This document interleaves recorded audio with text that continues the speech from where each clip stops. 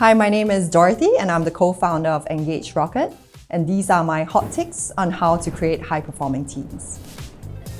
So a high-performing team or high performer, when you think about it, what truly defines them is their ability or their willingness to go above and beyond their roles and expectations in order to meet a larger goal. And that one characteristic manifests into many behaviors that's actually very desirable to an organization. Behaviors such as high productivity, high level of trust and collaboration, ability to motivate and inspire regardless of which position they are in, and also having a propensity towards innovation.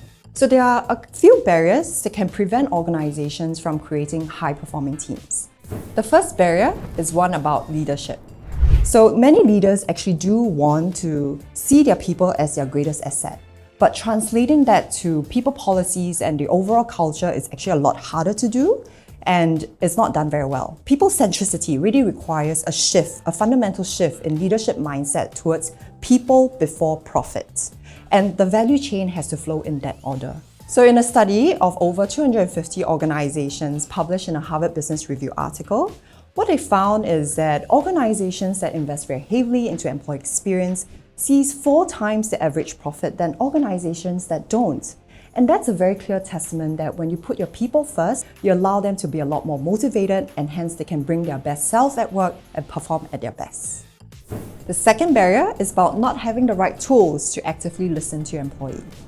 You want to create the best environment for your employees to thrive. You need to understand whether they're recognized enough and whether their role is suitable for their strengths.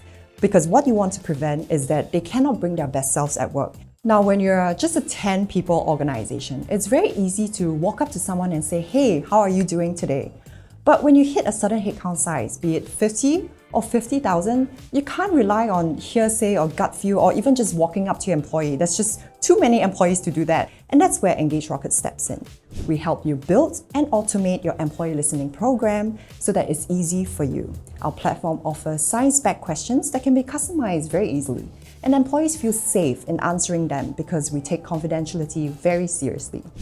The analytics is also automated and in real time so that leaders can immediately act on feedback and design the right intervention to help their employees to thrive. What's also very important to us is that everything is simple, easy, and fuss-free to use so that it doesn't feel like a chore to put focus on your employee for the already very busy HR leaders and managers. The third barrier is one about trust. Today, more than 2/3 of HR leaders have already admitted that they don't do very well in building high level of trust within the organization. And when employees don't feel safe to be themselves at work, what usually happens is that they won't voice out their opinions.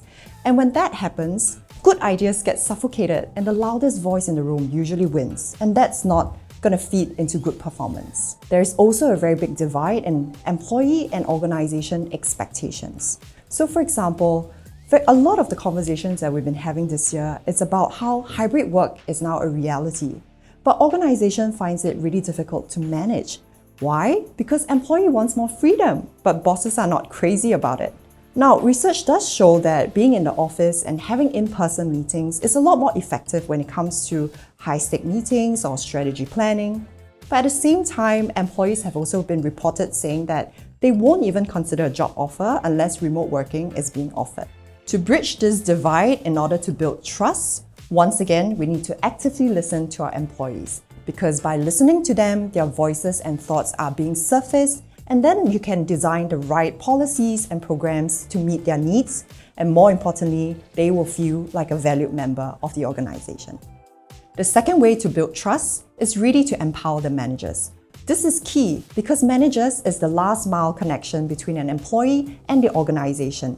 They're best positioned because they are working day to day on the ground with your employees, and hence will be able to foster trust at the ground level directly with your employees on a daily basis.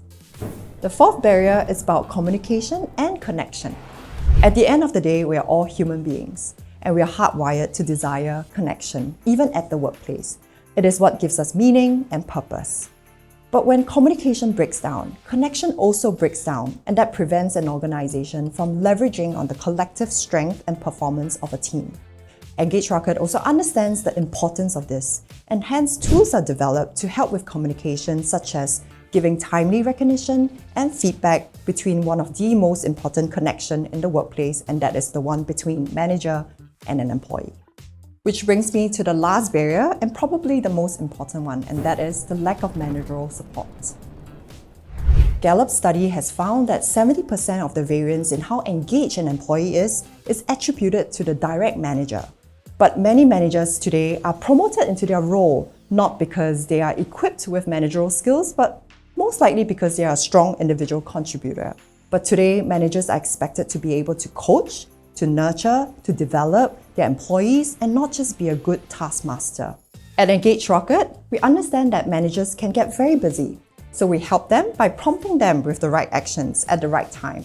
And we also leverage on AI to help them communicate with their teams better, so that managers can effect positive change for their teams. So these are my hot takes on how to create high-performing teams, and I hope you have gained some insights that are useful to you. Thank you for listening.